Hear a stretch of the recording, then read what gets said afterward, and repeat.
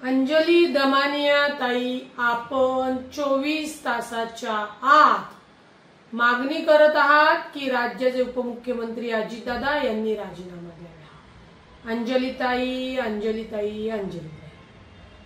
तुम्ही जो 24 तासामध्ये कथाकथित जे काही तुमच्याकडे काही पेपर्स आहेत अशानुसार मागणी करत आहात, तर माझं तुम्हाला सांगणं आहे की अंजली ताई, आपण तातडीने 24 तासाच्या आत कोर्टामध्ये दाखल करावे।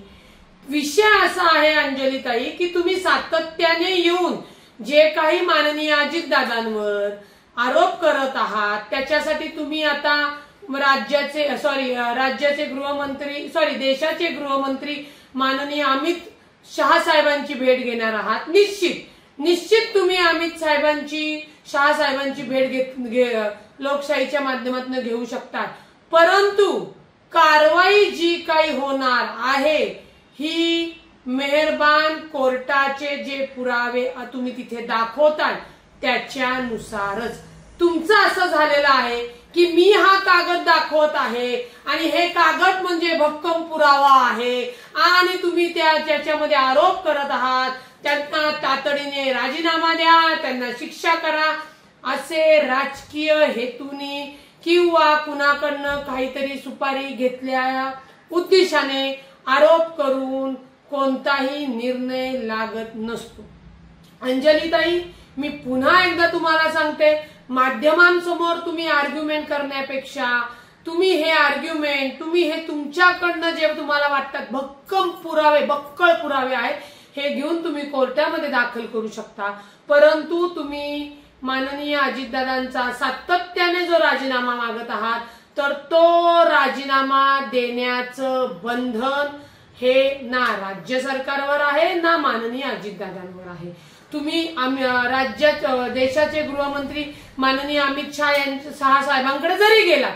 तरीही देशाचे पंतप्रधान साहेब असू द्या, देशाचे गृहमंत्री साहेब असू द्या, राज्याचे मुख्यमंत्री साहेब असू द्या, राज्याचे उपमुख्यमंत्री साहेब असू द्या, हे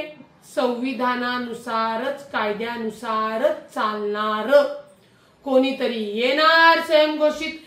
सामाजिक कार्यकर्ता म्हणून, हे माझ्याकडे भक्कम पुरावे आहेत म्हणून, किंवा लोकशाहीने स्वातंत्र्याचा जो काही तुम्हाला अधिकार दिलेला आहे पण त्याचा जर गैरवापर होत असेल आणि त्याच्यावरनं जर तुम्ही आरोप माननीय अजितदादांवर करत असाल तर तुमच्या त्या आरोपाला कोणतीही किंमत नाही। त्याच्यामुळे माननीय अजितदादांनी याच्यामध्ये सांगितलेलं आहे, कोणताही घोटाळा झालेला नाही, कोणतेही बेकायदेशीर कृत्य माननीय उपमुख्यमंत्री हे खपून सुद्धा घेणार नाहीत आणि जर अशी कोणती कारवाई किंवा जे काही तुम्ही पुण्याचे कलेक्टर आहेत, हे आहेत, ते आहेत सांगत आहात त्याच्यामध्ये जर अनियमितता आढळली तर त्या कारवाईमध्ये कुठलाही कारवाई होऊ नये म्हणून हस्तक्षेप नसणार आणि तो नसतोच अजितदादांचा, हे त्यांनी स्पष्ट केलेले आहे। त्यामुळे आपण अंजलीताई जी काय मागणी करत आहात ती मागणी मला वाटतं उलट तुम्हीच 24 तासाच्या आत कोर्टामध्ये धाव घ्यावी आणि तुमच्याकडे तुम्ही केलेले आरोप हे पुराव्यानिशी